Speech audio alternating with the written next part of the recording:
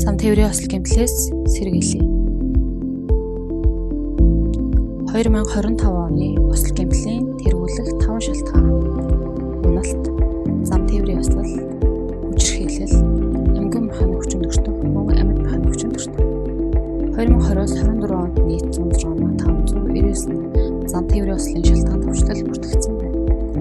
Альтргаатай замд машин жолоодох зөвлөмж. Замын альтргаатай хэсэгт авцуулах, холбоо салгаж, огцом тооцоолох, жолооны хүрдийн огцом мэргэлэх нь шаргах гол шалтгаан болно. Өчүүхэн төдийн огцом хөдөлгөн нь алдаа болж, бусдад болон өөрт аюулгүй хүстэл үзүүлж болцсошгүй. Зөвлөмж 1. Нойрмолсон мөн бие сэтгэл зүйн байдал тогтворгүй үед тээврийн хэрэгсэл жолоодохгүй байх. Хамгаалтын бүсийн тогтмол зүүж хэвших. Хүүхдийн нас, жинд тохирсон зориултын судал суулгаж зорчих.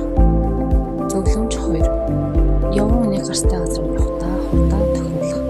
Хол замд тээврийн хэрэгслийн бүхэн бүтээн байдлыг хангах. Тогтмол хугацаанд уншилгоо үйлчилгээнд хамруулж байх. Зөвлөмж 3. Автомашины дааз болон зорчигчийн тоог хэтрүүлэхгүй байх.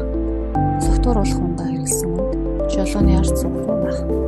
Шөнийн замд гэрлээ шилжүүлэх, жолооны ирэхгүй хүн жолоо шилжүүлэхгүй байх. Анхаарал болгоомжоо нэмэгдүүлэн зам тээврийн осол гэмтлээс сэргийлэх.